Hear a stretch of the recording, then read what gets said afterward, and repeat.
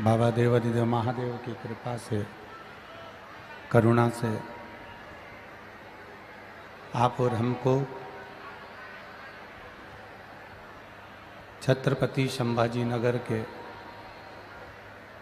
इस पावन प्रांगण में श्रवण करने का सौभाग्य प्राप्त हुआ है। भगवान देवाधिदेव महादेव, पीछे की आवाज़ बढ़ाइए, साइड की आवाज़ बढ़ाइए, इधर की आवाज़ बढ़ाइए, बीच की आवाज़ बढ़ाओ, बढ़ाओ, सब दूर की आवाज़ है। बाबा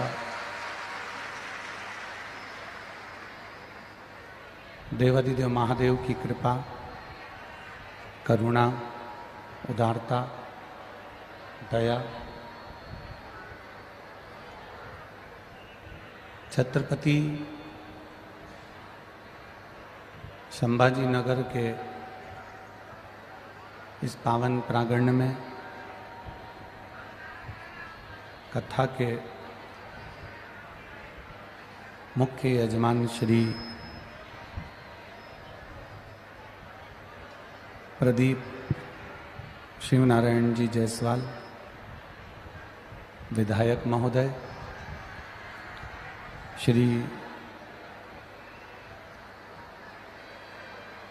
चालू करो आवाज, साइड की आवाज चालू करिए, सब दूर की पंडालों की।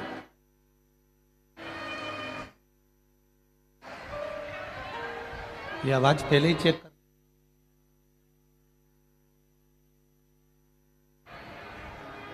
कथा के मुख्य यजमान श्री प्रदीप शिवनारायण जी जायसवाल विधायक जी, श्री निखिलेश प्रदीप जी जायसवाल, दीपाली निखिलेश जी जायसवाल, श्री ऋषिकेश प्रदीप जी जायसवाल, काजल ऋषिकेश जी जायसवाल, समीक्षा निखिलेश जी जायसवाल, इस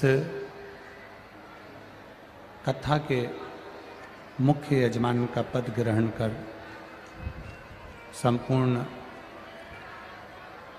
जनमानस का कल्याण किया है। एक बार यजमान परिवार के लिए जोरदार ताली बजाकर वंदन, अभिनंदन। पुनीत पावन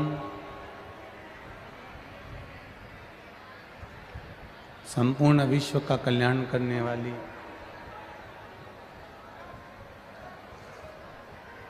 देवाधिदेव महादेव की एक साक्षी के स्वरूप में विराजमान रहने वाली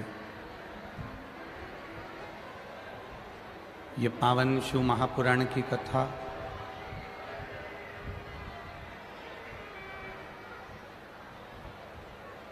जो निश्चित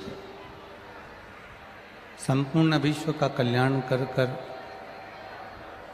प्रत्येक जनमानस के हृदय में भक्ति के एक बीज को बो रही है।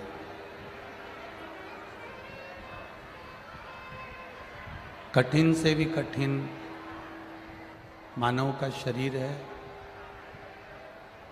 और उस कठिन से भी कठिन शरीर में अगर एक क्षण की भी, एक मिनट की भी शिव महापुराण की कथा यदि हमें प्राप्त हो रही है तो ये समझें कि हमारा जीवन सार्थक हो गया है और भगवान की कृपा हो गई।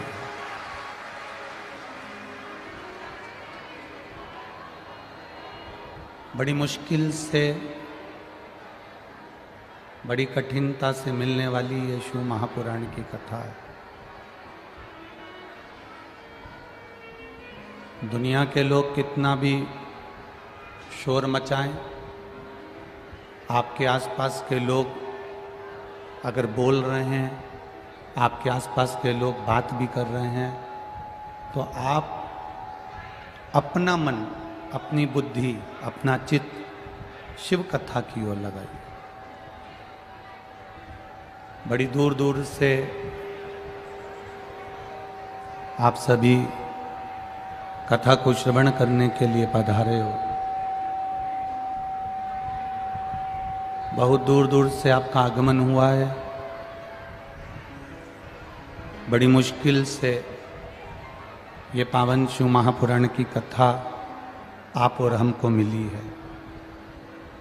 व्यर्थ की बातों में समय ना लगाते हुए भगवान की अविरल भक्ति को प्राप्त करें, जिसके लिए आप इतनी चिलचिलाती हुई धूप में, गर्मी में, सुबह से लेकर दोपहर के 2 बजे तक इंतजार में बैठे हुए हो केवल शिव महापुराण के, केवल शिव पुराण के इंतजार। और यदि वो कथा भी हमारे बीच में से निकल जाए या हमारे पास में नहीं पहुंच पाए तो जीवन व्यर्थ है।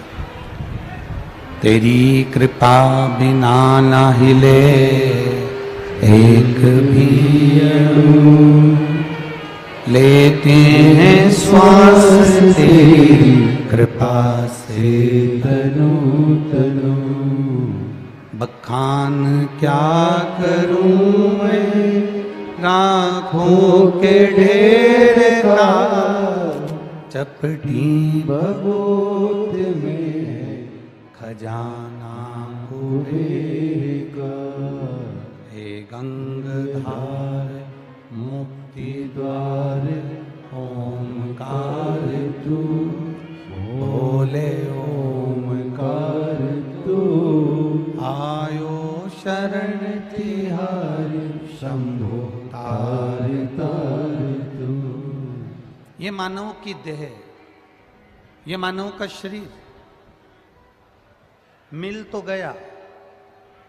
इस शरीर को पाने के बाद दुनिया के सारे दुख, दुनिया की सारी तकलीफें, दुनिया का सारा कष्ट, दुनिया के सारे रोग, बीमारी, दुख, हमारे जीवन में जो जो लिखा हुआ होगा वो सब आएगा, सब प्राप्त होगा।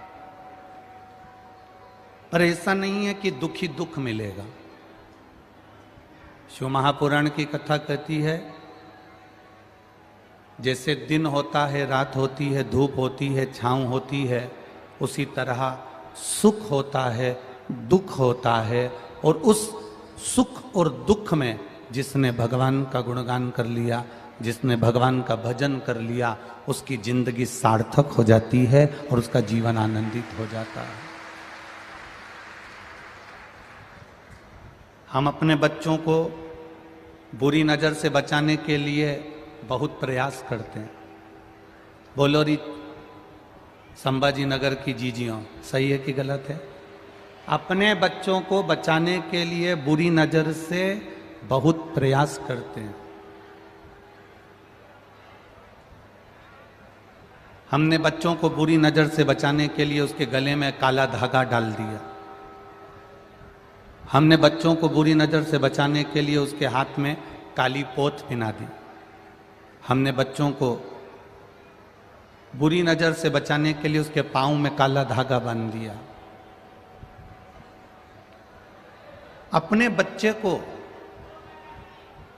बुरी नज़र से बचाने से ज़्यादा जरूरी है अपने बच्चों को बुरी संगत से बचाना जरूरी है।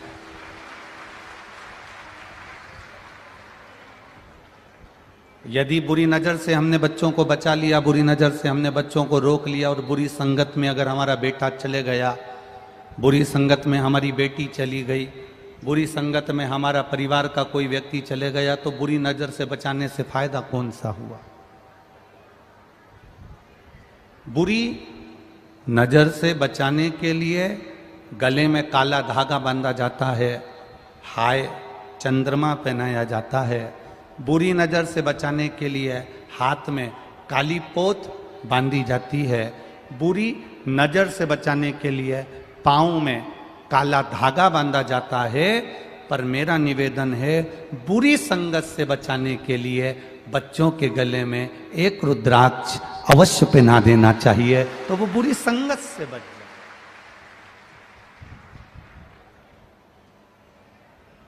जैसे गले में एक काला धागा बांध देने से बच्चे को बुरी नजर नहीं लगती, उसी तरह गले में एक रुद्राक्ष, एक तुलसी का मन का, एक तुलसी की माला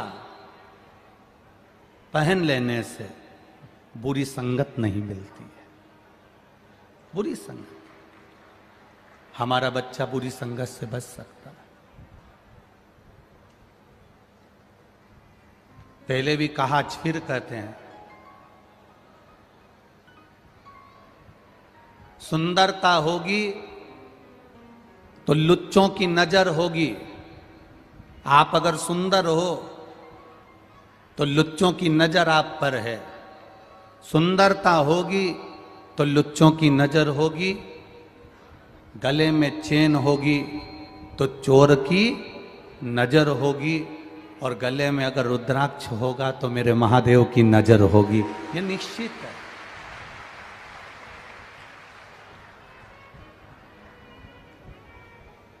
बहुत कम कीमत का,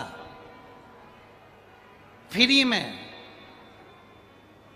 कुबेरेश्वर धाम से रुद्राक्ष मिल जाता, निःशुल्क, कोई कीमत नहीं है उस रुद्राक्ष की। आप कुबेरेश्वर धाम जाते हैं, रुद्राक्ष ले लेते हैं, वो निःशुल्क रुद्राक्ष कुबेरेश्वर धाम से मिलना प्रारंभ हुआ। आप लोग लेकर भी आए।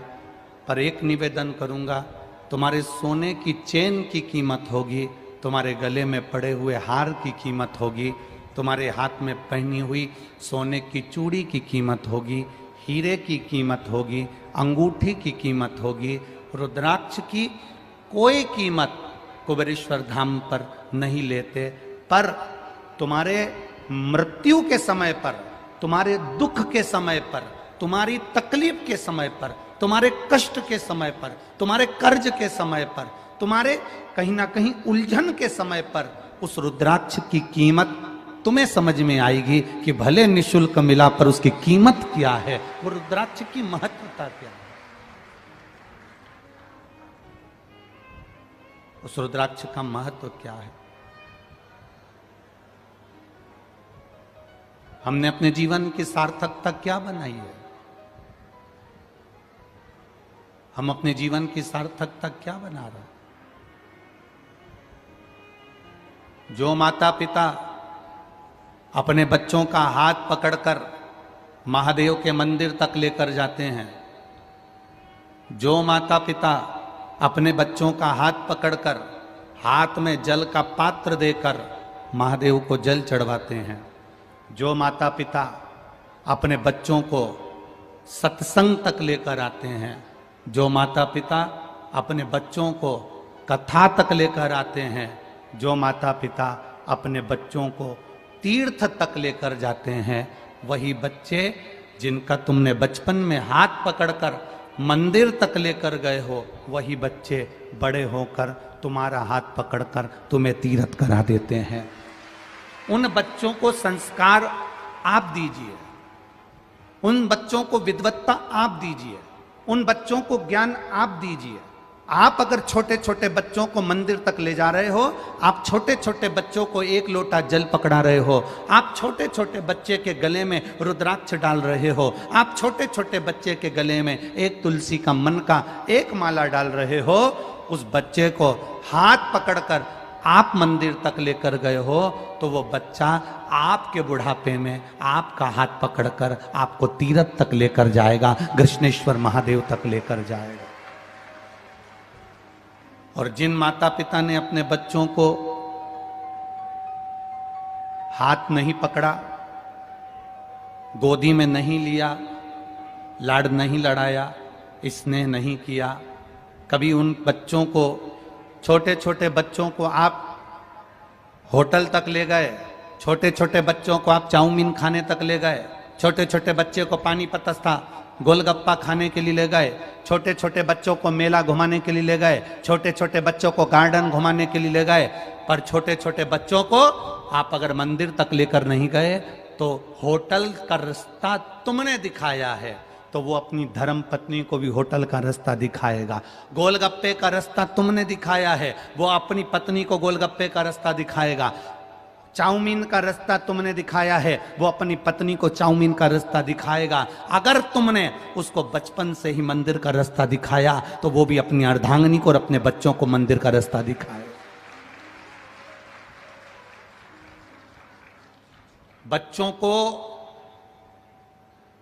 जीते जी कुछ ऐसा देकर चले जाओ कि उसके पास में अगर मरने के बाद, तुम्हारे मरने के बाद कुछ नहीं भी हो, परिवार भी अगर साथ छोड़ दे, रिश्तेदार भी अगर साथ छोड़ दें, कुटुंब वाले भी अगर साथ छोड़ दें, नातेदार भी अगर साथ छोड़ दें, तो बचपन से बच्चे का हाथ महादेव के हाथ में पकड़ा कर चले जाओ तो वो हाथ नहीं छोड़ेगा, ये निश्चितता है।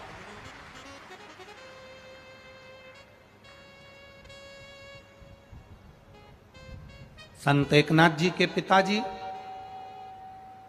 संत एकनाथ जी की माता जी, जो भगवान की अविरल भक्ति में डूबी रहती थीं, उन्होंने अपने बच्चों को सबसे पहला अगर गुण दिया था, एकनाथ जी को सबसे पहला अगर गुण अपने माता पिता ने अपने बच्चे संत एकनाथ जी को दिया, तो वो गुण दिया था कि क्रोध मत करना, गुस्सा नहीं आना चाहिए, क्रोध नहीं आना चाहिए। अब यहां इतने सारे बैठे हो रहे तुम, कल भी टेंट बढ़ाया था, रात भर टेंट बढ़ा है तुम्हारे चक्कर में, और आज फिर टेंट के बाहर लोग खड़े हुए हैं। अब ये ग्राउंड में जगह है कि नहीं है, पहले वो देखना पड़ेगा। इतने सारे बैठे हो, आप में से कितने लोग हैं जिनको क्रोध नहीं आता?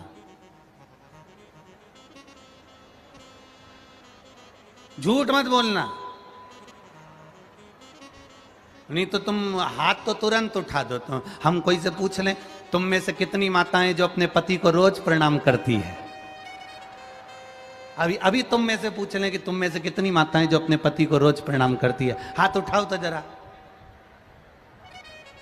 अरे एक हाथ तो उठा लो री। हाँ ठीक है, अब उठाया नहीं उठाया बराबर, पर दो चार ने उठाया और वापस गिरा लिया, हम समझ गए करवा चौथ पे पड़ती होगी। उतना तो हम समझते हैं कि कोई 30 त्योहार होगा, करवा चौथ होगा, अधिक अधिक होगा तो भले पढ़ लेती होगी। आप में से कितनी माताएं जो अपने पति को प्रणाम करती है? बहुत कम।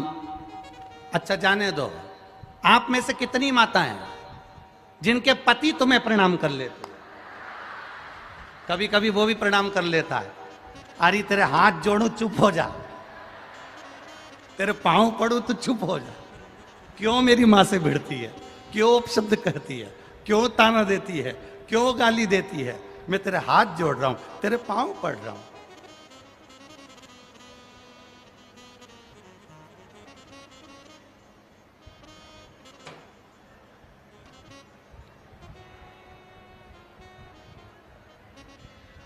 कल एक भाई ने पत्र लिखा, वो पत्र हम जायसवाल जी के यहाँ, प्रदीप जी जायसवाल जी के यहाँ ठहरे हुए हैं ना, विधायक जी के यहाँ, तो वहाँ पर वो पत्र रखा है। अगर उनकी बहुएं कहेंगी तो हम दे देंगे वो। तो वो पत्र नीचे आया और पत्र कार्यकर्ता लेकर शाम को जब ऊपर आए तो वो पत्र लेकर आए।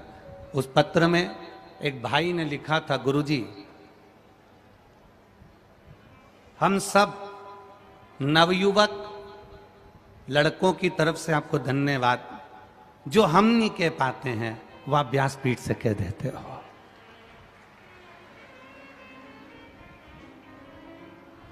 क्योंकि हमारी इतनी सामर्थ्यता नहीं है कि इन जगदम्बाओं से कुछ कहते हैं, हमारी सामर्थ्य।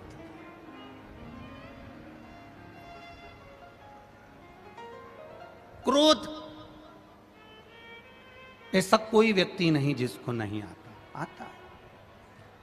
पर आज से नियम ले लो कि मैं गुस्सा करूंगी, क्रोध करूंगी तो 12 बजे से 4 बजे तक करूंगी। कितनी बजे तक? जम के बोलो जरा। चलो ठीक है, 12 से 4 की जगह तुम्हारा 1 घंटा और बढ़ा दे, 12 से 5 बजे तक गुस्सा करो।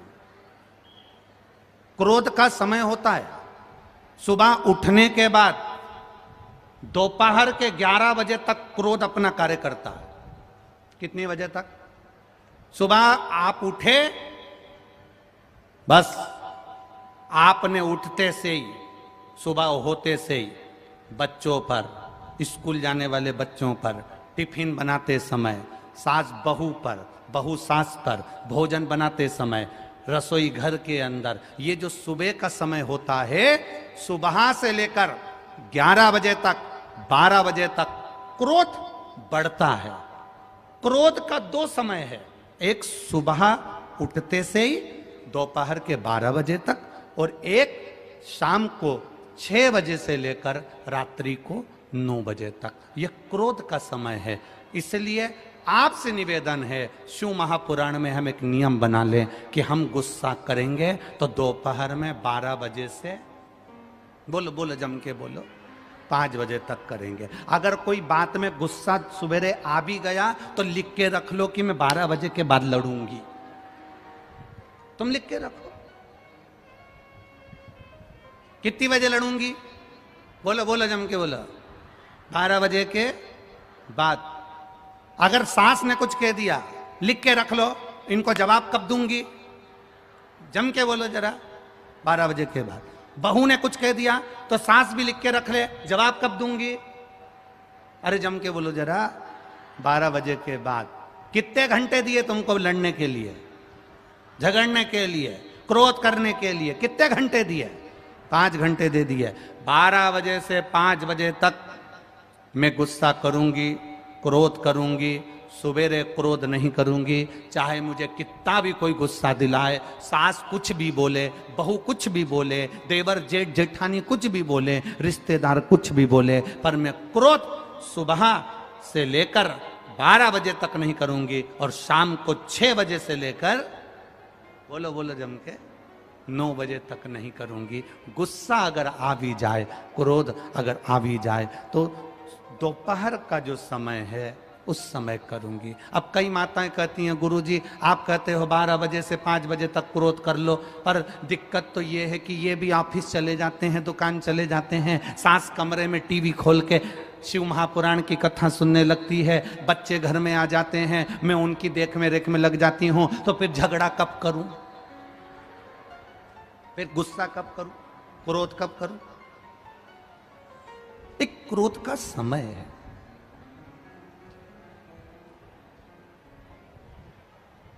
बनाओगे क्या नियम कि नहीं बनाओगे? बोलो बोलो जम के बोलो जरा, कितने लोग नियम बनाएंगे? जरा हाथ उठाओ तो जरा, कि सवेरे के समय में क्रोध नहीं करूंगी, शाम के समय रात्रि को क्रोध नहीं करूंगी, करूंगी क्रोध तो दिन में करूंगी। दिन में जब सब चले जाएंगे, आपको अगर क्रोध आएगा भी, आप उस गुस्से को पीना सीख जाओगी। जिसने अपने क्रोध को पीना सीख लिया वो शंकर नीलकंठधारी बन गया, वो शिव बन गया।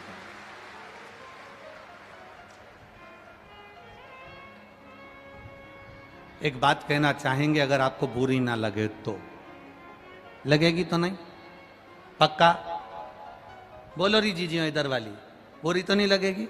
और इधर वाली कह दें, आज सबसे ज्यादा परिवारों में किसी बात पर अगर झगड़ा हो रहा है तो वो केवल उसके अहम के कारण हो रहा है। सास अपना अहम रख रही है, अहंकार रख रही है, बहू अपना अहंकार रख रही है। हम तो यहाँ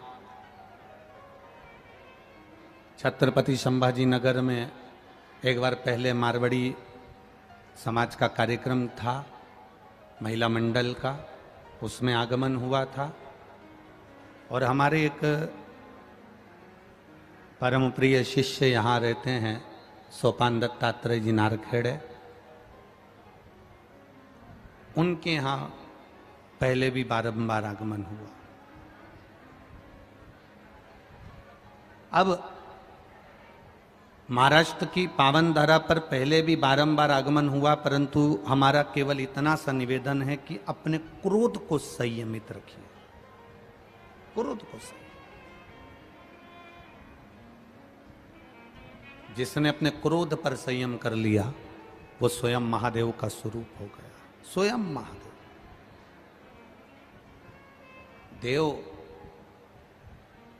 अपने बच्चों को प्रॉपर्टी दो मना नहीं, अपने बच्चों को गाड़ी दो मना नहीं, अपने बच्चों को लैपटॉप दिलाओ मना नहीं है, अपने बच्चों को अच्छा अच्छा मोबाइल दिलाओ मना नहीं है, अपने बच्चों को अच्छे अच्छे कपड़े दिलाओ मना नहीं है। पर निवेदन है, अपने बच्चों को तुमने लैपटॉप दिलाया, मोबाइल दिलाया, गाड़ी दिलाई, बंगला दिलाया, प्रॉपर्टी दी, ये सब बच्चे के काम के कब हैं? जब आपका बच्चा संस्कारित हो। अगर बच्चा संस्कारवान नहीं है तो कितनी भी गाड़ी दे देना, वो जुए में हार कर आ जाएगा या डब्बे में गोल कर आएगा या कहीं मदिरा के नशे में बेचकर फेंक कर आ जाएगा। आपके बच्चों को अगर आपने संस्कार दिया है, आपके बच्चों को आपने मंदिर तक ले जाकर छोड़ा है, आपके बच्चों को आप हाथ पकड़कर भगवान शिव की कथा तक लेकर आ रहे हो, आपके बच्चों को टीवी खोलकर आस्था चैनल पर, फेसबुक, यूट्यूब पर अगर एक छोटा सा क्लिप भी अपने बच्चों को शिव महापुराण का दे रहे हो तो ये निश्चित है तुम्हारा बच्चा तुम्हारा हाथ पकड़कर कभी तुम्हें वृद्धाश्रम में छोड़कर नहीं आएगा, वो तुम्हें तीर्थ तक लेकर जाएगा, तीर्थ तक लेकर। तुम्हारा बच्चा तुम्हें वो परमात्मा के द्वार तक लेकर जाएगा, भगवान की अविरल भक्ति तक लेकर जाएगा। करो भक्ति उसकी। शिव कथा कह रही है।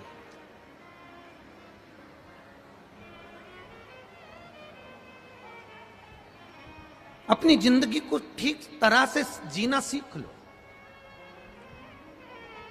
शंकर भगवान माता पार्वती जी से एक शब्द कहते हैं, मां जगत जननी जगदम्बा से एक शब्द कहते हैं। शिव जी मां पार्वती जी को एक बात हमेशा कहते आए हैं, सुनो पार्वती, विषम परिस्थिति में भी पार्वती, विषम परिस्थिति में भी जो मुस्कुराना सीख जाता है,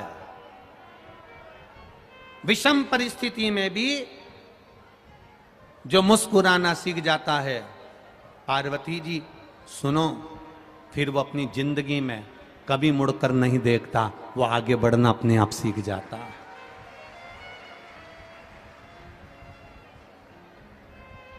विषम परिस्थिति में कार्यकर्ता ध्यान देंगे, कोई पानी की बोतल वगैरह अभी ना बांटे। आप लोग सब लोग पानी लाए हो ना साथ में? बोलो, जम के बोलो, लाए हो ना? बस तो फिर कथा सुनने आए हो ना? बहुत दूर दूर से आए हो, दिन भर धूप में तप रहे हो, टेंट के नीचे बैठे हो। 3 घंटे की कथा में आधा घंटा हमने सावन महाराज को, आशीष भैया नहीं आए हैं थोड़ा कारणवश, तो सावन भैया मंच का संचालन कर रहा है। आपको समय मिला है उसका स्मरण करिए। जितने मौन रहकर कथा का आनंद लोगे, झोली भर कर लेकर जाना तो जिंदगी सवर जाएगी आपकी, आपको फिर कहीं जाने की जरूरत नहीं पड़ेगी। बहुत शांति के साथ, बहुत आनंद के साथ कथा सुनो, अपनी जिंदगी को सार्थक बनो। पड़ोसन को अगर प्यास भी लगे तो अपनी पानी की बोतल दे दो, इसमें से पी लो, पर शांत बैठकर कथा सुनो। बहुत मुश्किल से मिली है। कुछ छत्रपति संभाजी नगर के भाग्य होंगे, आप सबके सौभाग्य होंगे, इसलिए ये कथा यहां पर हो गई हमारे। वो कहते हैं ना, संत नगर में आए तो समझ लो अपना भाग्य है। शिव महापुराण नगर में होए तो समझ लो अपना भाग्य है। संत अपने घर पर आए तो समझ लो कि अपना सौभाग्य है। संत अपने को याद कर लें तो समझ लो अपना अहो भाग्य है। और संत आए नगर में, शिव महापुराण कथा हो रहे नगर में और अपन कथा तक नहीं जा पाए तो समझ लेना अपना दुर्भाग्य है।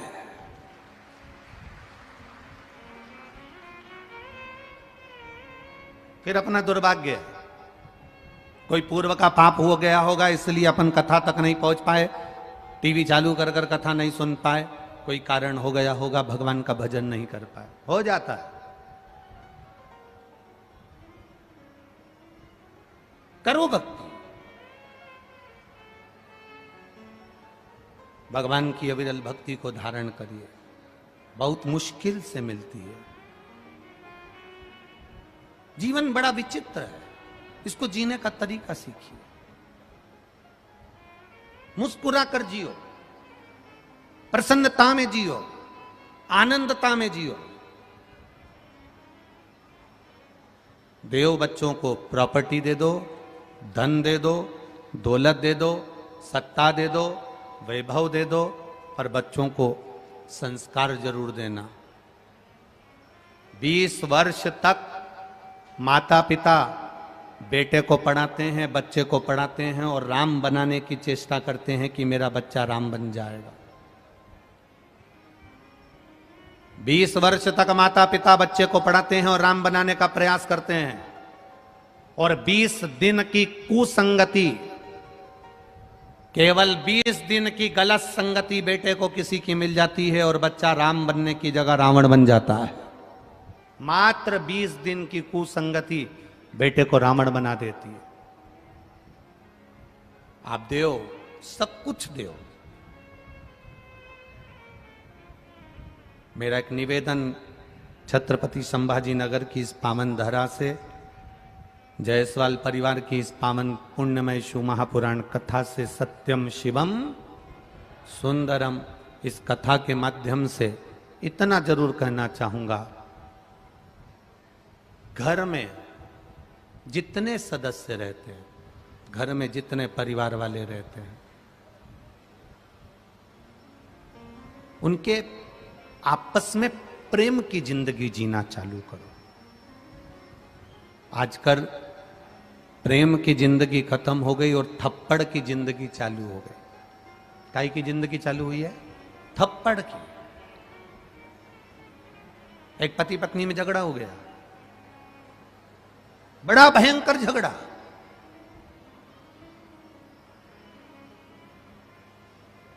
और पति पत्नी में झगड़ा हुआ और झगड़ा होते से ही पति ने एक थप्पड़ रखकर पत्नी को मार दिया।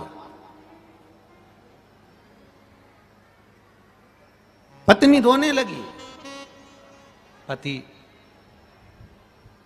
को बाद में पछतावा हुआ, और पति को जब बाद में पछतावा हुआ तो पति ने पछतावे में आकर अपनी पत्नी से कहा, देख, जिसका प्रेम ज्यादा होता है ना, थप्पड़ उसी को मारा जाता है। अपन दोनों में बहुत प्रेम है ना, और मैं तुझसे बहुत ज्यादा प्रेम करता हूं, इसलिए मैं तुझे थप्पड़ मार दिया हूं, बुरा मत मानना। बस पत्नी ने सुना।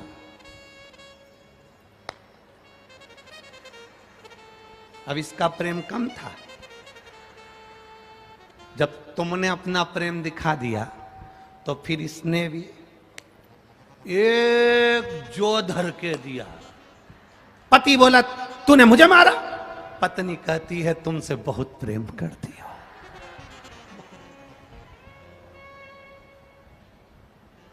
तुम ही बोले हो, जिससे ज्यादा प्रेम होता है उसी को थप्पड़ मारा जाता है। तो पत्नी कहती है, जितना मैं करती हूं उतना तो तुम कभी नहीं करे होगे। पति ने बोला, वो तो लग रहा है, दिख लगा। थप्पड़ का प्रेम नहीं होना चाहिए, ये प्रेम किसी काम का नहीं। बच्चों को मार कर अगर सीधा करा जाए तो वो प्रेम किसी काम का नहीं। बच्चों को पीट कर अगर सही करा जाए तो वो सही करना किसी काम का नहीं। पत्नी को गाली देकर अगर सीधा करा जा रहा है तो वो किसी काम का नहीं है। पति को अपशब्द कहकर सीधा करा जा रहा है तो वो किसी काम का नहीं है। सास बहू को अपशब्द और ताने देकर, गालियां देकर अगर सीधा कर रही है तो वो किसी काम का नहीं है। बहू सास को अपशब्द कहकर अगर सीधा कर रही है तो वो किसी काम का नहीं है। जिस घर में, परिवार में, परिवार के सदस्य रहते हैं, वहां प्रेम थप्पड़ का नहीं होना चाहिए। वहां प्रेम केवल प्रेम जैसा होना चाहिए। जब दुख की घड़ी आए, हमारा पूरा परिवार एक साथ खड़ा होकर उस दुख को समाप्त कर दे, तो समझ लो कि ये प्रेम है, ये स्नेह, ये प्रेम, ये वात्सल्यता, ये करुणता, ये स्नेह है। तब समझो कि ये श्रेष्ठता है। शिवजी पार्वती जी से कहते हैं, पार्वती, बहुत कठिनता में मिलने वाला ये मानव देह है पार्वती, बहुत कठिनता में मिलने वाला है ये मनुष्य का शरीर। और इस मनुष्य के शरीर को प्राप्त करने के बाद भी अगर कोई भगवान की भक्ति से वंचित हो गया तो उसका जीवन बेकार, उसका जीवन व्यर्थ गया। अहम आ जाता है, अहंकार आ जाता है, पर उस अहंकार में सुख का भान नहीं हो पाता।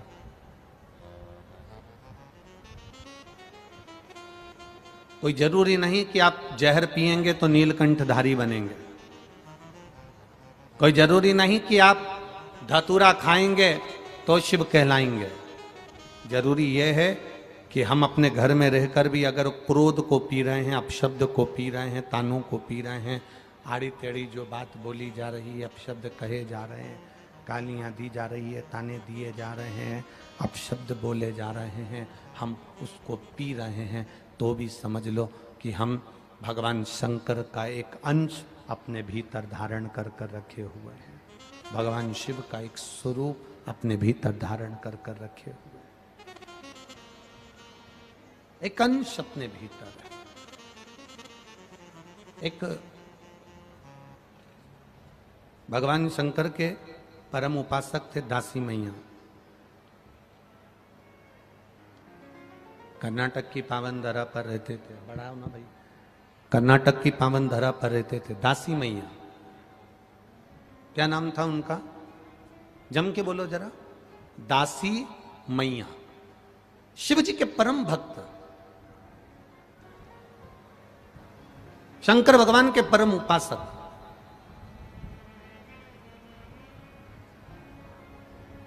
बड़ी भक्ति थी उनकी। मिट्टी को उठा लेते थे, धूल को उठा लेते थे, और मिट्टी को उठाने के बाद उसका एक शिवलिंग बनाकर किसी वृक्ष के नीचे उसकी पूजन किया करते थे। वृक्ष के नीचे उसका आराधना करते थे, पूजन करते थे। जिनका नाम था दासी मैया, कर्नाटक के रहने वाले थे। उनके पिताजी का एक काम था, वो था कपड़े बुनने का, वस्त्र बनाने का। कपड़ा बुना करते थे। बचपन में दासी मैया जब 8 वर्ष के थे, मिट्टी को इकट्ठा करते, उसको गीला करते, उसका शिवलिंग बनाते और उसकी पूजन करते। समय निकलता गया। दासी मैया बड़े हो गए, और बड़े होने के बाद दासी मैया की शादी हो गई, कपड़े बुन रहे हैं। कल आपको कथा में कहा था, भगवान शंकर परीक्षा बहुत लेते हैं। मेरा उघड़दानी बहुत परीक्षा लेता। शिव परीक्षा भी बहुत लेते हैं और शंकर भगवान देते भी बहुत हैं। दोनों चीजें।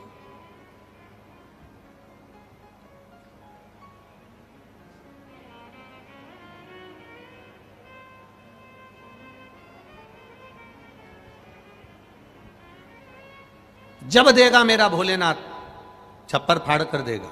एक पत्र आया, देखिए।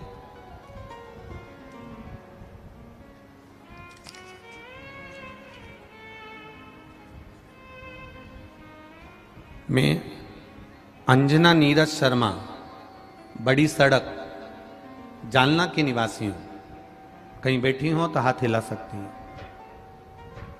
मैं अंजना नीरज शर्मा, बड़ी सड़क, जालना की निवासी हूँ। मेरी बेटी का नाम नेहा नीरज शर्मा, जालना। कहीं बैठी हो तो हाथ हिला सकती हैं, जहाँ कहीं भी बैठी हो अपने दोनों हाथ हिला सकती हैं। गुरुदेव, शिव महिमा का क्या बखान करूं। आप लोग भी आस्था चैनल के माध्यम से पत्र को पढ़ लिया करो, और जितने लोग एलईडी के सामने बैठे हैं वो भी पत्र को पढ़ सकते हैं, पत्र को पढ़ सकते हैं। कहीं बैठी हो अंजना नीरज शर्मा तो हाथ हिला सकती हैं। मैं शिव जी की महिमा का क्या वर्णन करूं गुरुदेव। मेरी बेटी जिसने सीए फाइनल की परीक्षा दे रही थी, पर परिणाम अच्छे नहीं आ रहे थे। मेरी बेटी ने सीए फाइनल की परीक्षा देती रही, परिणाम अच्छे नहीं आए, प्रयास असफल रहे, रिजल्ट ठीक नहीं आता था। हर बार सीए की फाइनल एग्जाम में वो फेल हो जाती थी। बड़ी निराश हो गई। तब गुरुदेव आपकी कथा टीवी के माध्यम से श्रवण करना प्रारंभ करा। मैंने उसे कहा, सियोर वाले महाराज बताया करते हैं पशुपतिनाथ का व्रत का वर्णन, तू एक काम कर, एग्जाम की तैयारी फिर से कर। बेटी कहती है, माँ अब मुझे एग्जाम नहीं देना, क्योंकि मैंने देख लिया, रिजल्ट नहीं आ रहा, बार बार रुक जा रही हूं, इसलिए अब मैं एग्जाम नहीं दूंगी। तू एक बार वापिस तैयारी कर। लोग क्या कहेंगे, मां बार बार फेल हो रही हूं, अच्छा नहीं है मां, एक बार वापिस एग्जाम तो दे। तब पशुपतिनाथ का व्रत करना प्रारंभ किया। 1 लोटा जल महादेव को चढ़ाना प्रारंभ करा। एग्जाम का जब समय आया तो एग्जाम में जाते समय मेरी बेटी को मैंने कहा कि शहद को बेलपत्र पर लगाकर बाबा को समर्पित कर, बाबा तेरी सुनेगा। विश्वास रख, पढ़ाई पूरी कर और 1 बेलपत्र समर्पित कर। मेरी बेटी एग्जाम देने के लिए गई, 1 बेलपत्र पर शहद लगाकर शिव जी को चढ़ाकर शंकर भगवान को समर्पित कर कर गई। 10 जनवरी 2023 को मेरी बेटी ने सीए का फाइनल एग्जाम पास कर लिया। मैं बाबा को प्रणाम करने के लिए आई हूं। ये शिव तत्व, यो घड़ी शंभु है। तेरी कृपा बिना ना हिले एक भी अणु, लेते हैं श्वास तेरी कृपा से तनो तनो। एक पत्र बड़ा सुंदर है।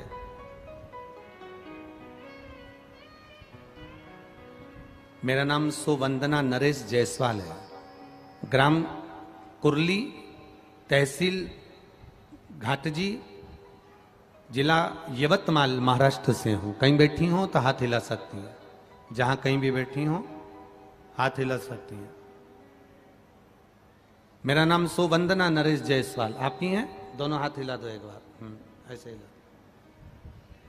मेरा नाम सुवंदना नरेश जायसवाल है। गुरुदेव, 2012 का घर का कर्जा था, वह 2023 को बढ़ता बढ़ता लाखों में पहुंच गया। चूक ही नहीं रहा था। बहुत परेशान हो गए थे। जितना बन सकता था उतनी मेहनत भी कर रहे थे। जब मन नहीं माना, किसी ने कहा कि एक बार सीहोर होकर आ जा। मैं 15 फरवरी 2023 में रुद्राक्ष महोत्सव में सीहोर पहुंच गई। 7 दिन तक पूरी कथा सुनी। लोगों ने कहा मां भगदड़ हो गई, मत जा, वापिस सजा। मैं बाहर रही। 7 दिन खूब कथा सुनी। बाबा से रोज विनती करी, कंकर शंकर की पूजन करी। बाबा को कंकर को उठाकर अपने साथ ले आई और उसी कंकर की पूजन घर में करती रही। गुरुदेव, मैं बाबा का क्या वर्णन करूं। स्वयं बैंक की तरफ से लिखा हुआ कागज आ गया कि तुम्हारा जो कर्जा लाखों में था वो मात्र 90,000 रुपये रह गया। 90,000 रुपये कर्जा ले गया। तब 90,000 रुपये भी हम कहां से लाएं। बाबा की कृपा का मैं क्या वर्णन करूं गुरुदेव। 30/5/2023 को बाबा ने वो 90,000 कहां से भेजे, किसके माध्यम से भेजे, और आज मेरा पूरा कर्जा चुका दिया, इसलिए मैं बाबा को नमन करने हूं। आनंद, दोनों हाथ हिला दो एक बार। श्री शिवाय नमस्ते। शिव तत्व ऐसा ही, खाली ना जाता कोई से तुम्हारे, खाली ना जाता कोई दर से तुम्हारे, मैं भी खड़ी हूँ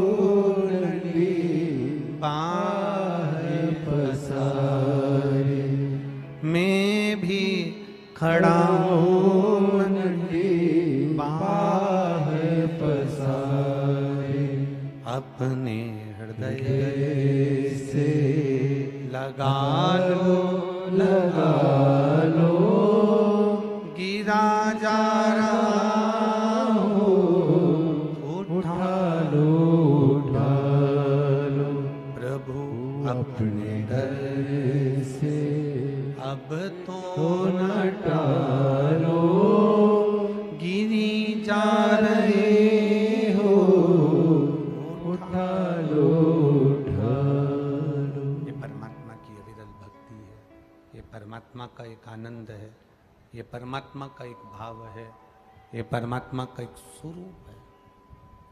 केवल शिव महापुराण की कथा कथा नहीं है। यहाँ जितने लोग कथा सुनने आते हैं, जितने लोग टीवी पर सामने बैठकर कथा सुनते हैं, जितने लोग मोबाइल पर कथा सुनते हैं, ये केवल कथा नहीं सुनते, बाबा से अपने दिल की बात कहते हैं। बाबा उनकी झोली खुशियों से भर भी देता है, भरता है। प्रतिदिन कथा कितनी बजे से कितनी बजे तक चल रही है? 2 बजे से 5 बजे तक। आज कथा 2 से 5 है, कल बस एक दिन की कथा, कल की कथा, केवल कल की कथा का समय 1 बजे से 4 बजे तक रहेगा, केवल कल की कथा का। बाकी के समय फिर वही 2 बजे से 5 बजे, बस कल का समय 1 बजे से 4, टीवी पर भी और यहां पर भी। अविरल भक्ति है शिव तत्व, अविरल भक्ति।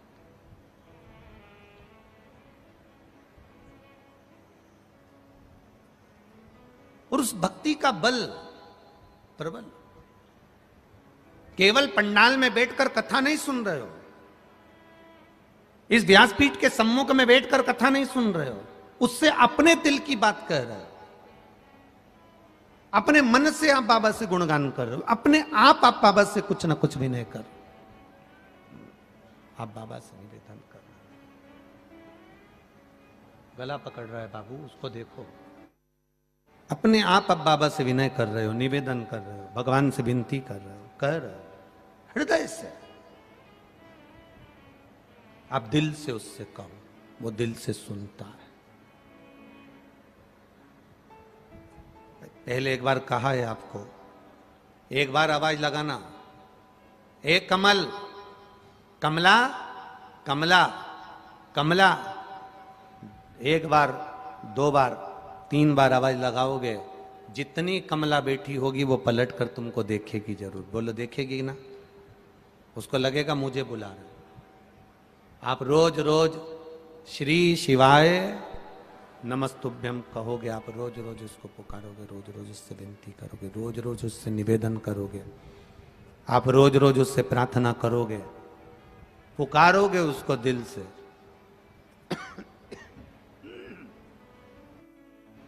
आप रोज रोज उससे दिल से प्रार्थना करोगे, निवेदन करोगे, पुकारोगे उसको, सुनेगा।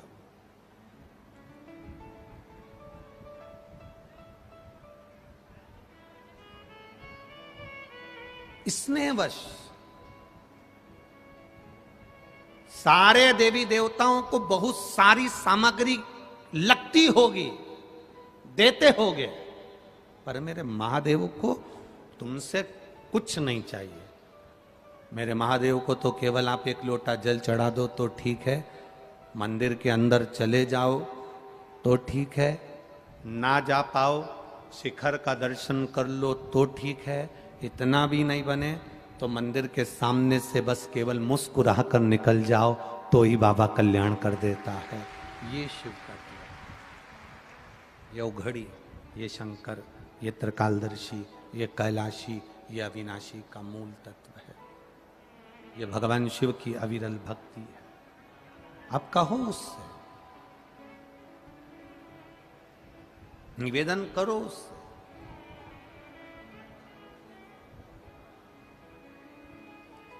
जब पुकारोगे तो वो सुनेगा।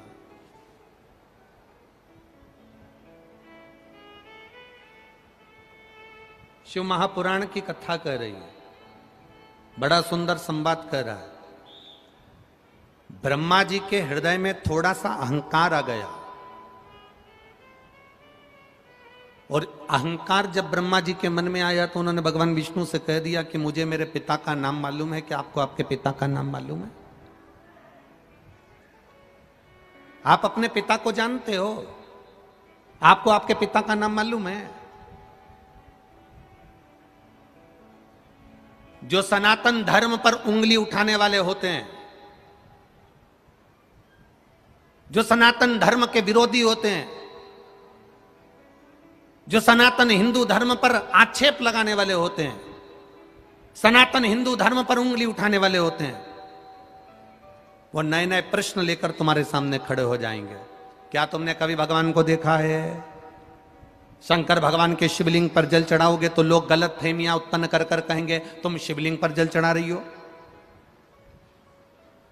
जब आप भगवान शंकर के मंदिर जाने लगोगे तो लोग कह देंगे शिवलिंग पर जल नहीं चढ़ाना, शंकर भगवान पे चढ़ा हुआ जल मत पीना, कोई कहेगा बेलपत्री मत खाना, कोई कहेगा ऐसा मत करना, कोई कहेगा वैसा मत करना। आपकी भक्ति क्या कह रही है? आपका विश्वास क्या कर रहा है? दासी मैया जिनकी शादी हो गई, कपड़ा बुन रहे हैं, घर में खाने के लिए कुछ नहीं है, केवल एक झोपड़े के अंदर दासी मैया रह रहे हैं, अपनी पत्नी के साथ, अपने बच्चों के साथ, अपने परिवार के साथ, कुछ नहीं। कपड़ा बुना, पत्नी ने कहा 6 दिन हो गए हैं, 6 दिन से घर में अन्न का दाना नहीं है, 6 दिन से अन्न का दाना घर के अंदर नहीं, भोजन के कारण बच्चे भूखे हैं, मैं भी भूखी हूं, आप भी भूखे हो, आप कपड़ा बनाकर बेचते क्यों नहीं हो? दासी मैया ने कहा मैं कपड़ा बना रहा हूं, अब की बार ऐसा कपड़ा बना रहा हूं कि उस कपड़े की कीमत बहुत मिलेगी, और कपड़े की अगर कीमत मिलेगी तो अपना पेट भराएगा। दासी मैया कपड़ा बनाते बनाते 15 दिन हो गए, 15 दिन तक घर के बच्चों के मुख में निवाला नहीं है, धर्म पत्नी के मुख में एक निवाला नहीं है, एक निवाला नहीं घर के अंदर। ऐसे कई घर हैं।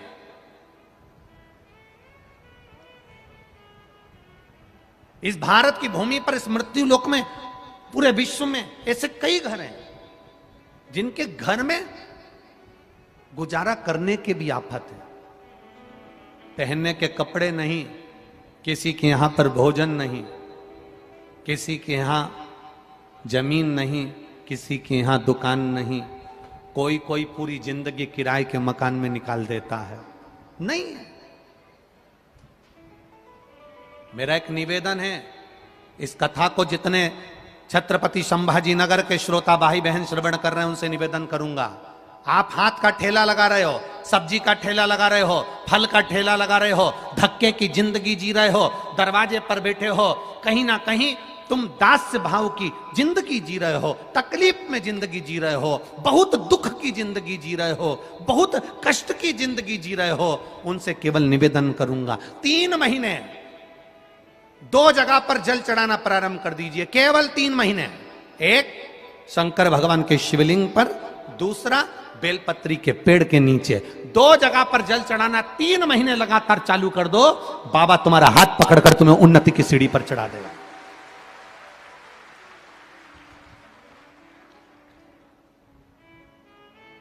हमें कोई चमत्कार करना नहीं आता, और ना हम कोई तंत्र विद्या या मंत्र विद्या जानते हैं।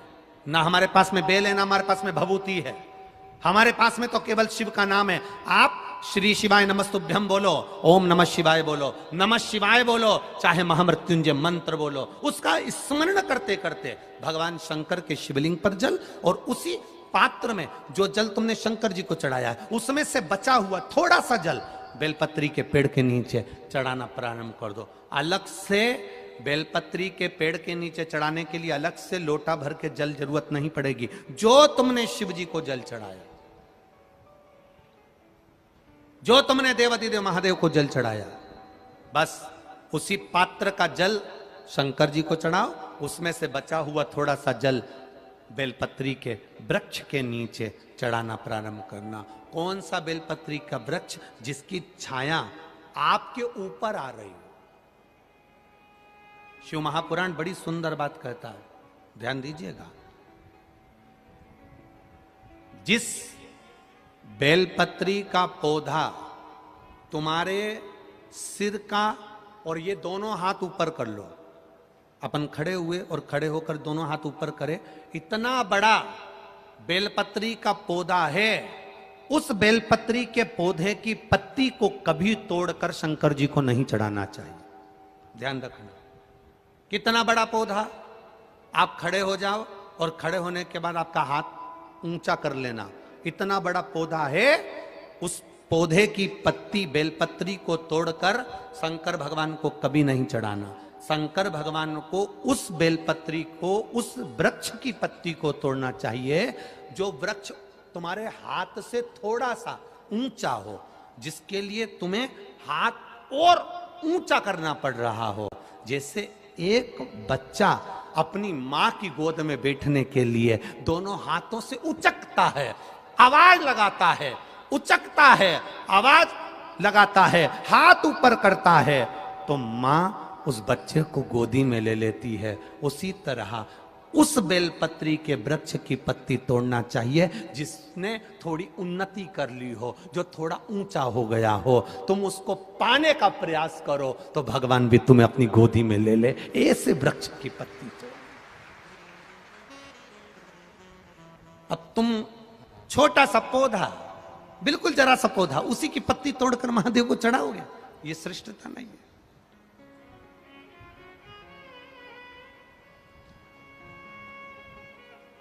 छोटा सा पौधा है, उसकी पत्ती को तोड़कर आप चढ़ा रहे हो महादेव को, उसमें श्रेष्ठता नहीं है। वो छोटा है, जो बड़ा, जिसकी छांव तुम्हारे सिर पर आ जाए, आशीर्वाद जिसका तुम्हारे सिर पर आ जाए, उसके नीचे जाओगे, उसके नीचे आराधना करोगे तो थोड़ा सुख का भान होगा। जो छोटा पौधा है उसको बड़ा करने का प्रयास करो, और जो बड़ा है उसके नीचे जो शिव जी को एक लोटा जल चढ़ाया, बाद में वो जल ले जाकर आपने बेलपत्री के पेड़ के नीचे समर्पित करा, शंकर भगवान को दिया, और फिर बेलपत्र को समर्पित करा। उसका सुख, उसका आनंद, उसकी भक्ति, उसका स्नेह, उसका स्मरण सुख प्रदान करेगा, आनंदता देगा, वो आनंदता प्रदान कर देगा। हम कई गलतियां करते हैं, हमको स्मरण नहीं हो पाता। आप में से कई माताएं ऐसी होगी, छोटे छोटे पौधे की पत्ती तोड़कर शिव जी को चढ़ा दी हो, और बाद में कह रही होगी हमने पशुपति व्रत करा, भगवान ने हमारी क्यों नहीं सुनी। कारण होता है, कुछ तो कारण होगा ना। पेट दुख रहा है तो ऐसे ही दुख रहा है, चाउमीन खाई होगी ना, गोलगप्पा खाया होगा, पानी पूरी खाई होगी, शादी में जाके ज्यादा दही बड़ा खा गई होगी, पूरन पोली ज्यादा खा गई होगी। पूरन पोली बोलते हैं कि पूरन पूड़ी, हाँ जो भी बोले तुम समझ जाना, बस हो होता ना, बहुत खा गई होगी।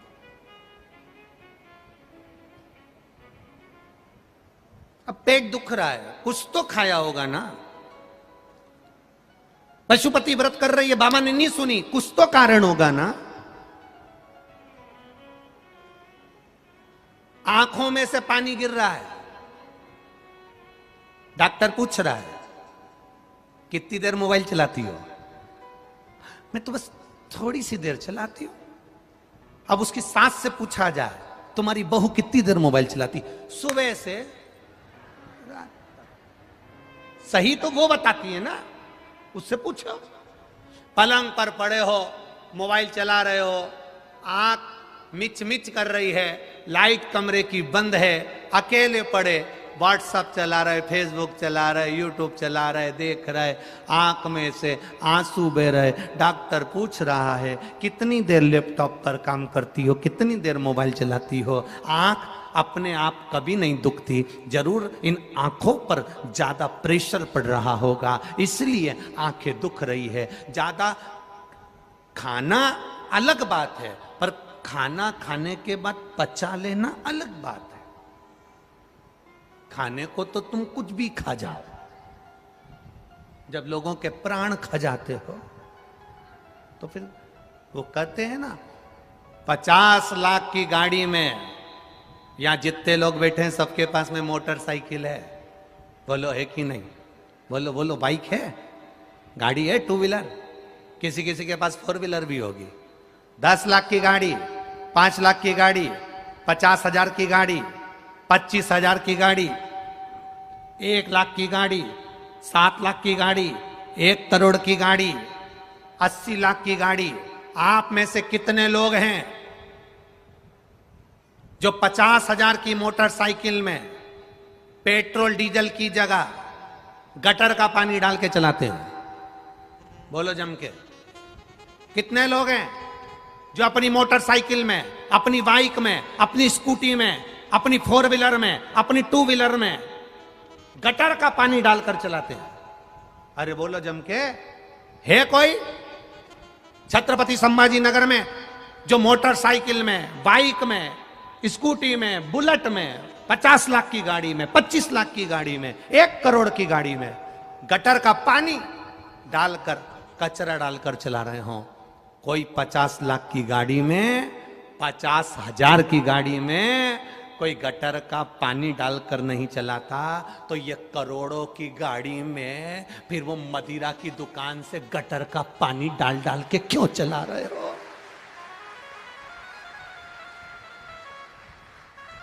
वो भी तो गटर का पानी है, और ये भी तो करोड़ों की गाड़ी है।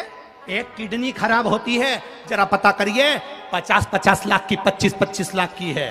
एक किडनी खराब होती है, 10-10, 20-20 लाख लग जाते हैं। एक लीवर खराब होता है, 10-20 लाख लग जाते हैं। कैंसर जैसी बीमारी हो जाती है, पूरा घर बिक जाता है। करोड़ों की गाड़ी को गटर का पानी डाल डाल कर चला रहे हो रे, तो ये गाड़ी कब तक चलेगी रे? जरा विचार करना। इसको कचरा डालकर मत चलाओ, गटर का पानी डालकर मत चलाओ, ये गाड़ी खराब हो जाएगी। किसी काम की नहीं, किस काम की फिर ये गाड़ी?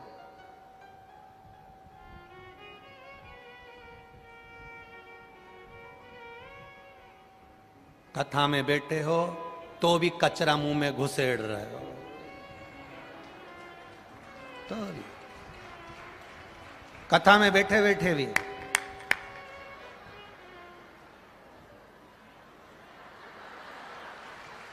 बैठे, और यहां भरा पड़ा।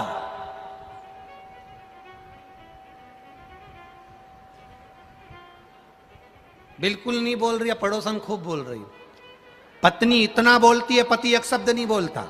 उसको मालूम है 60 रुपए का पाउच मुंह में है। क्या मतलब?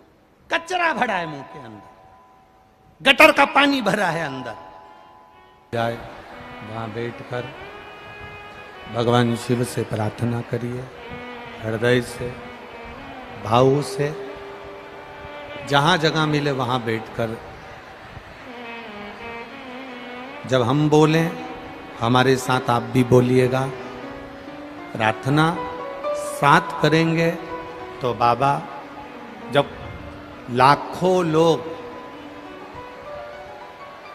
लाखों लाखों भक्त एक साथ श्री शिवाय नमस्तुभ्यम बोलेंगे, तो ये निश्चित है आपकी झोली बाबा खुशियों से जरूर भरेगा। भाव से, दिल से कहिए, श्री शिवाय नमस्तुभ्यं श्री शिवाय नमस्तुभ्यं श्री शिवाय नमस्तुभ्यं श्री शिवाय नमस्तुभ्यं श्री शिवाय नमस्तुभ्यं भोला सब दुख काटो हमारा, ओ भोला सब दुख काटो हमारा। शिव शंकर जपो तेरी माला, भोले बाबा जपो तेरी माला, भोला सब दुख काटो हमारा, ओ भोला सब दुख काटो हमारा। वेश है मंगल मंगलकारी,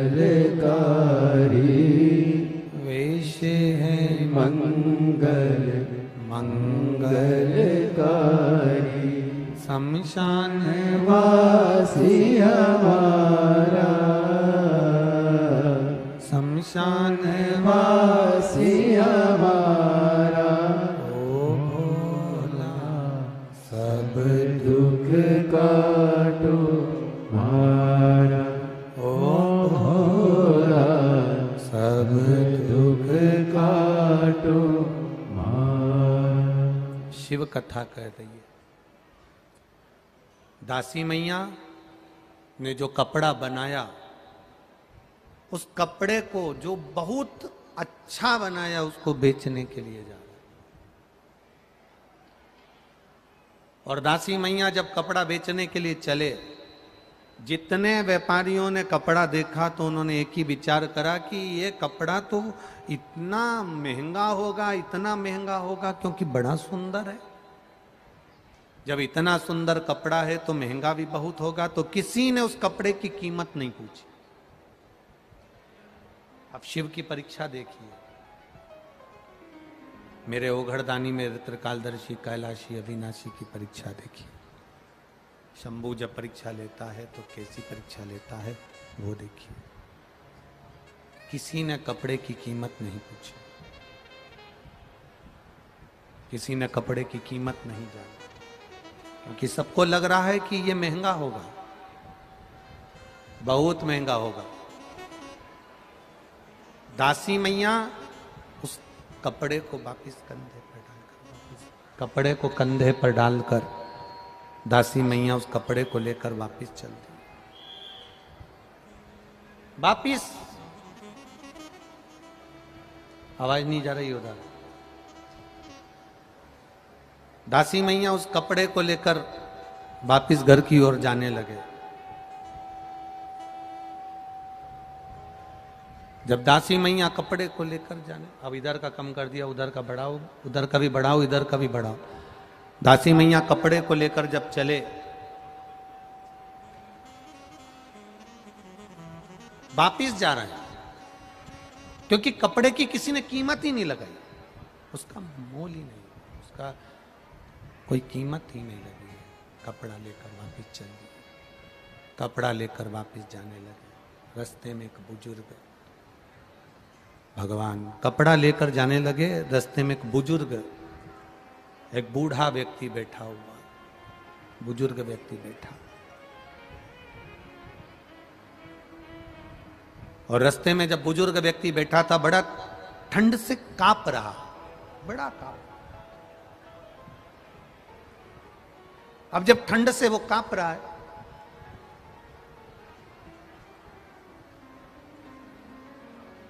और बहुत ठंड उसके शरीर में लग रही है, तो उसने दासी मैया को रोका। ए बाबा रुको जरा। बाबा रुकिए जरा, हमारे शरीर में बहुत ताप पड़ रहा है, आप हमें ओढ़ने के लिए आपका कपड़ा दे दीजिए। इतना महंगा कपड़ा, इतना महंगा वस्त्र, जिसकी कीमत पूरे नगर के किसी व्यापारी ने नहीं लगाई। दासी मैया ने वो कपड़ा उस बुजुर्ग व्यक्ति को दे दिया। बुजुर्ग ने इतना सुंदर कपड़ा देखा, बीच में से फाड़ा, सिर को बांधा, फिर फाड़ा, पांव को बांधा, फिर फाड़ा, हाथ को बांधा, फिर फाड़ा, कमर को बांधा। दासी मैया देखते रहे। बूढ़े व्यक्ति ने कहा, आपने मुझे कपड़ा दिया है, आपने इतना कीमती कपड़ा दिया, मैंने इसको फाड़ फाड़ कर शरीर पर बांध लिया, आपको बुरा तो नहीं लगा? दासी मैया ने कहा, बुरा लगने की कोई बात नहीं है, हमने तो आपको दे दिया।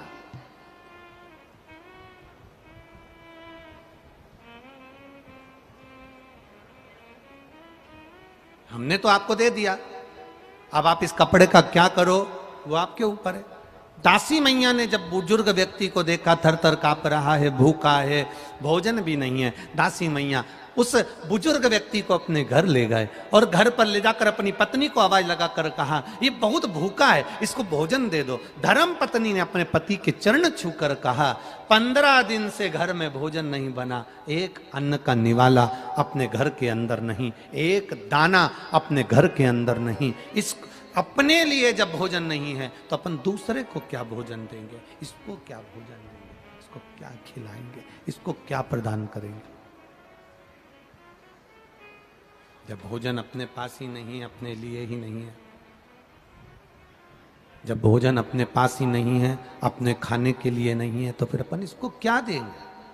क्या प्रदान करेंगे इसको? क्या दें अपन इसको?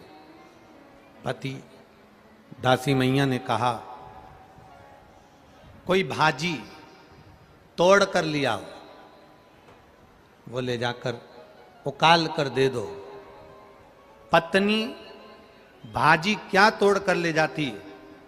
पत्नी एक बेलपत्र के पौधे में से बेलपत्र तोड़ कर ले जा रही थी और वो बेलपत्र उड़ती उड़ती उसके हाथ से वो बुजुर्ग व्यक्ति के ऊपर जाकर गिर गई। जैसे ही बेलपत्र गिरी, मेरा महादेव सामने प्रकट हो गया, मेरा शिव प्रकट हो गया।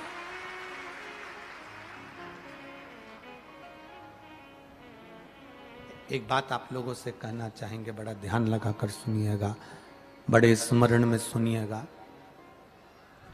आपको लग रहा है कि मैं बहुत उलझनों में घिरी हुई हूँ, बहुत तकलीफों में घिरी हुई हूँ, बहुत कष्टों में घिरी हुई हूँ, बहुत जगह मुझे तकलीफ है, बहुत कष्ट, बहुत दुख जीवन में चल रहा है। सामने से ऐसा लग रहा है कि कष्ट हमारा पीछा नहीं छोड़ रहा, दुख हमारा पीछा नहीं छोड़ रहा। बहुत चिंता और टेंशन में जब रहा करो तो गले में जो रुद्राक्ष पड़ा रहता है ना, उस रुद्राक्ष को हाथ में दबाकर श्री शिवाय नमस्तुभ्यम, श्री शिवाय नमस्तुभ्यम, श्री शिवाय नमस्तुभ्यम स्मरण कर लिया करो जब तुम्हें लगे उलझन।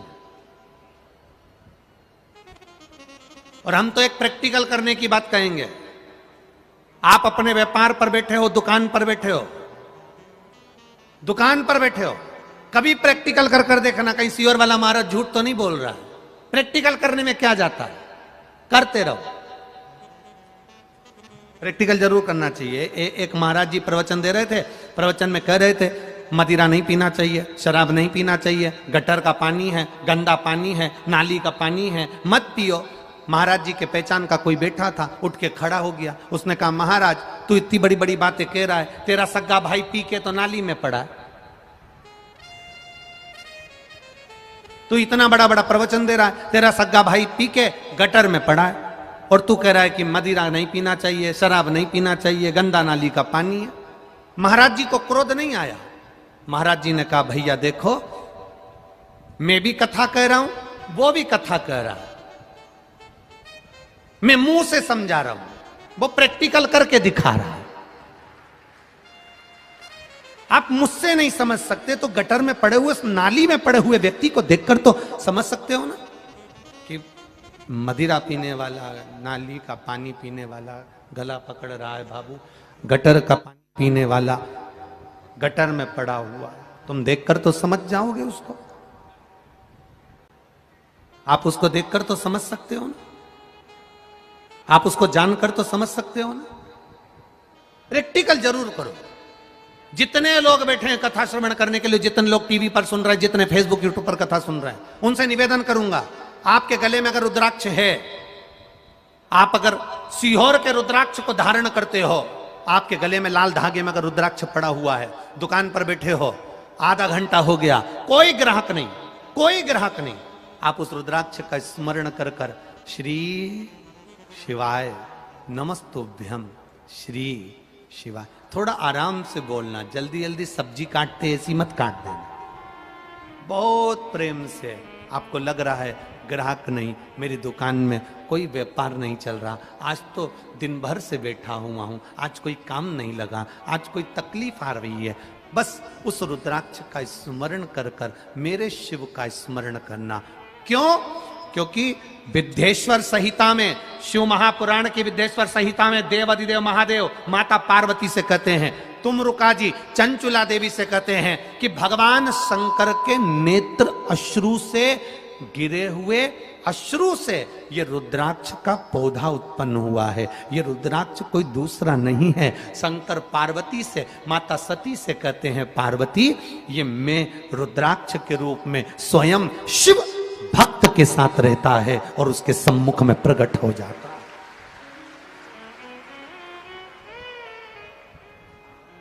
बेलपत्री हाथ से उड़ती है धर्मपत्नी के, और धर्मपत्नी के हाथ से बेलपत्र उड़कर बूढ़े व्यक्ति पर जाती है और मेरा महादेव प्रकट हो जाता है। महादेव ने हाथ में चावल का दाना लिया, चावल लेकर एक चावल का दाना मेरा महादेव एक हंडी में, एक पात्र में डाल देता है। वो हंडी दासी मैया के घर की, वो पात्र अक्षय पात्र बन गया। वो पात्र कभी खाली नहीं हुआ। आज तक दासी मैया के यहां उस पात्र में भोजन बनता, आज तक बन रहा। एक दाना चावल का, एक दाना चावल, हम तो आपसे कहेंगे, बहुत भाव से कहेंगे, आपके घर में शादी हो, शादी का फंक्शन हो, किटी पार्टी हो, आपके घर में कोई भी आयोजन हो, 500 आदमी भोजन करने आ रहा है, 300 आदमी भोजन करने आ रहा है, आपको लग रहा है कि हमारे यहां 150 आदमी और बढ़ जाएगा, ज्यादा आप केटरिंग में पैसा नहीं खर्च करना चाहते, 300 लोगों की आपने केटरिंग दे दी और हो सकता है कि और बढ़कर आ जाए। एक शंकर जी पे चढ़ा हुआ चावल का दाना बाबा कुबेर भंडारी के नाम से लेकर आना और बाबा से कहना, बाबा अब भोजन और शादी आपको कराना है, उसको ले जाकर अपने भोजन में रख देना। कर दे, करेगा। वीरगंज नेपाल में कथा थी, दूसरा देश, दूसरी भाषा, रहन सहन दूसरा। वहां पर जो आयोजक परिवार ने कथा करवाई थी, उनको बड़ी चिंता थी कि इतने लोग आएंगे तो भोजन कैसे होगा। कभी आप वीरगंज में जाना तो वहां पर उन जजमान से मिलकर आना, एक चावल के दाने का महत्व क्या है वो समझा देंगे आपको। हमने केवल इतना कहा था कि एक चावल का दाना कुबेर भंडारी के नाम से शिव को चढ़ाकर उसको लेकर आकर भंडार में रख दो, जितना भोजन रखा है वो भोजन बनता रहेगा और भंडार उतना की उतना ही भरा रहेगा, उससे ज्यादा मिलेगा। और अभी ये जायसवाल परिवार कथा करवा रहे हैं, विधायक जी श्री प्रदीप जी जायसवाल कथा करवा रहे हैं, और प्रदीप जी जायसवाल की अकेले की कथा नहीं, पूरे छत्रपति संभाजी नगर की कथा है ये। प्रदीप भैया, आपके लिए बहुत सारे पत्र आए हैं और इसमें एक दो पत्र आपके ऐसे वर्णन किए हैं लोगों ने,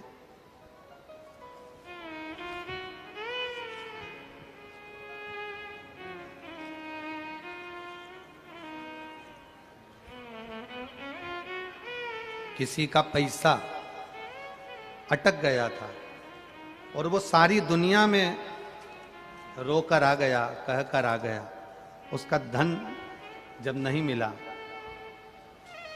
तब उसने,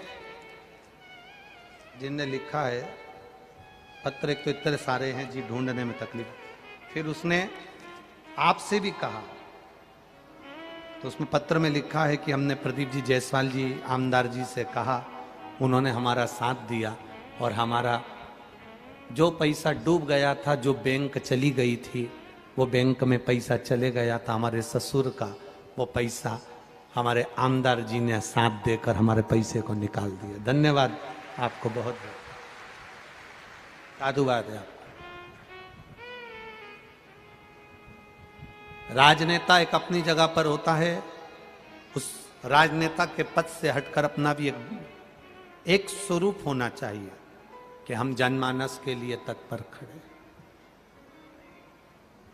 यहां पर भी भंडारा चल रहा है, यहां पर भी भोजन हो रहा है, हजारों लाखों लोग रोज भोजन कर रहे हैं। जब कथा सुनने के लिए 8 लाख से 10 लाख लोग कथा सुनने के लिए दूसरे दिन आ सकते हैं, तो भोजन में सोचिएगा कि कितने लोग बैठे रहते होंगे। इतने लोगों का जब भोजन बन रहा है, 7वें दिन जब ये कथा पूर्ण हो जाए, तब जायसवाल जी से भी निवेदन करेंगे और आपसे भी निवेदन करेंगे कि उस भोजन भंडारे का दर्शन कर कर जाना, कि जितना रखा था उतना रखा ही मिलेगा, खाली नहीं है। ये शिव भक्ति। जब वो चोर को कुबेर बना सकता है, तो आपको क्यों नहीं दे सकता?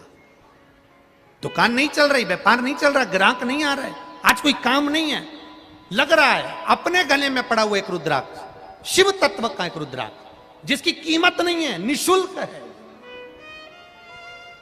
क्योंकि मेरे महादेव को बेचा नहीं जाता।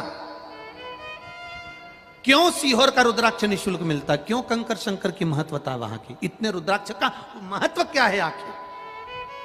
उस रुद्राक्ष की मूलता क्या है आखिर? कभी जिंदगी में लेकर आओगे तो समझ में आएगा कि वो रुद्राक्ष है क्या आखिर, उस रुद्राक्ष की मूलता क्या है आखिर।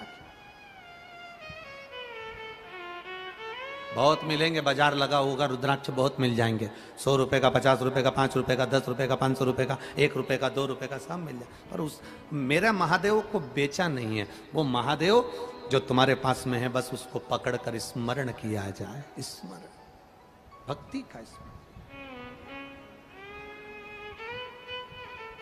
वो कहते हैं ना, जब कोई नहीं आता मेरा बाबा आता है, मेरे दुख के दिनों में बड़ काम आता है, मेरे दुख के दिनों में वो बड़ा काम आता है। आपका भरोसा, आप उसका विश्वास दृढ़ी रखिए। जब आप भरोसा दृढ़ी रखोगे तो वो आएगा। बेलपत्र उड़ी, दासी मैया कि पत्नी के हाथ से बेलपत्र उड़कर जैसी बूढ़े पर गई, बूढ़ा शिव का रूप था जो परीक्षा लेने आया था। एक चावल का दाना हंडी में डाल दिया, वो चावल का दाना ऐसा चला, आज तक दासी मैया के यहाँ से वो चावल के दाने का भंडार खत्म नहीं हुआ, आज तक नहीं खत्म। एक चावल के दाने में वो बल है, एक बेलपत्री में वो बल है, गले में पड़े हुए उस रुद्राक्ष में वो बल है, उसका स्मरण हमारे साथ है।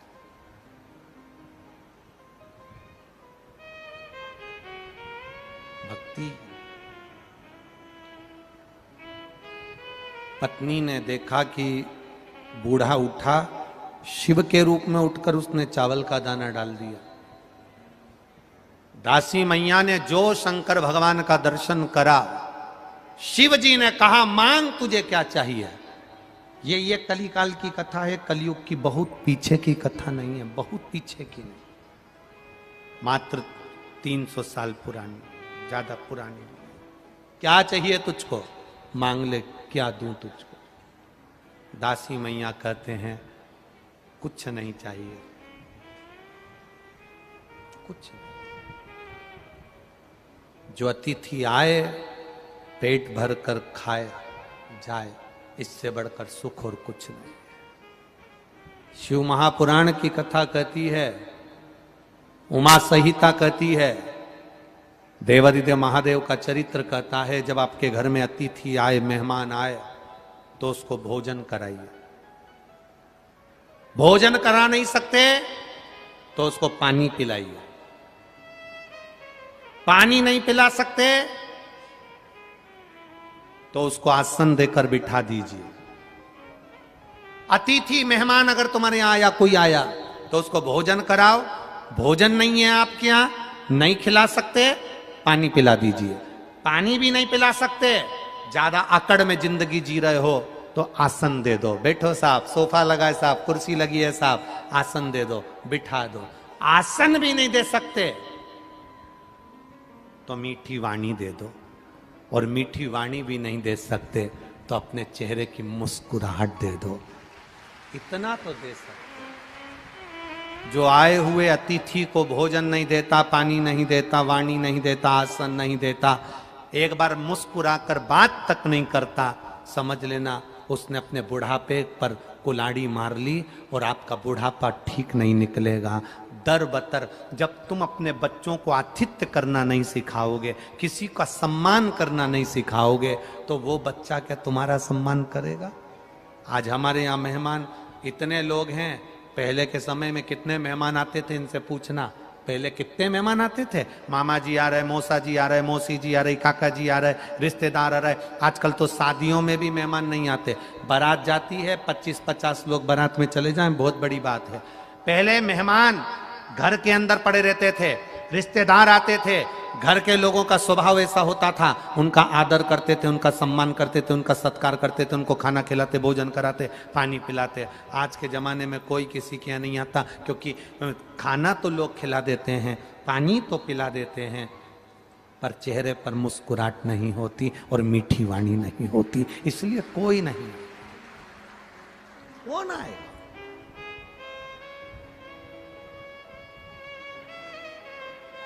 अहम की जिंदगी से दूर हो जाओ, अहंकार की जिंदगी से दूर हो जाओ। ब्रह्मा जी के भीतर थोड़ा सा अहंकार आया, थोड़ा सा। जब हम अहम की जिंदगी से दूर हो जाते हैं तो भगवान सुन लेता। एक पत्र आया है,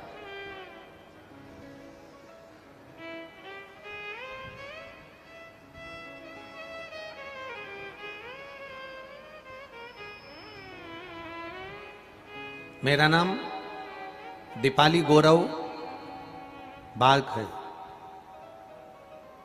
छत्रपति संभाजी नगर की रहने वाली हूं।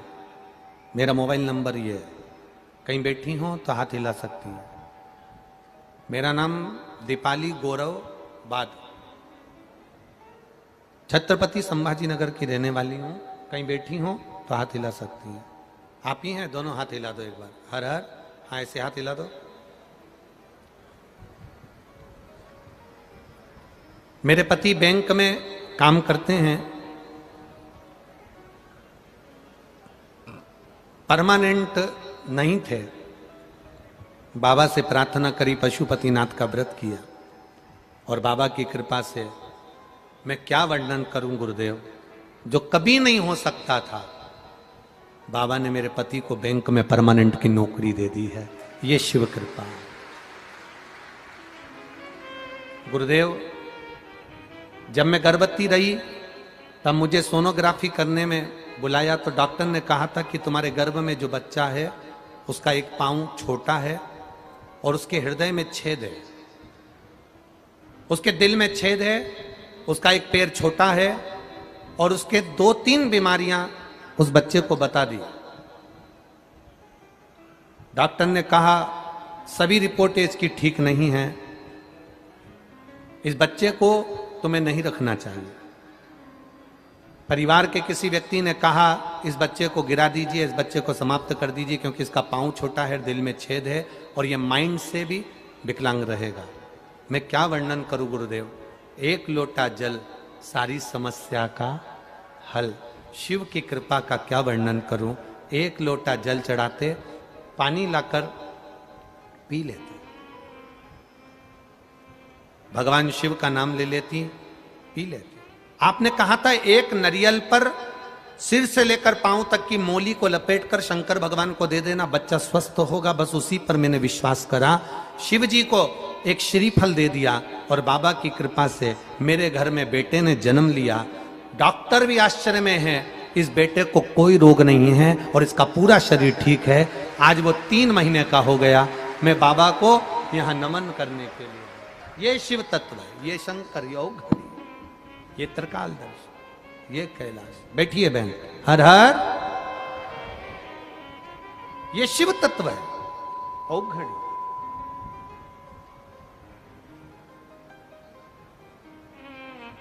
खाली न जाता कोई दर से तुम्हारा।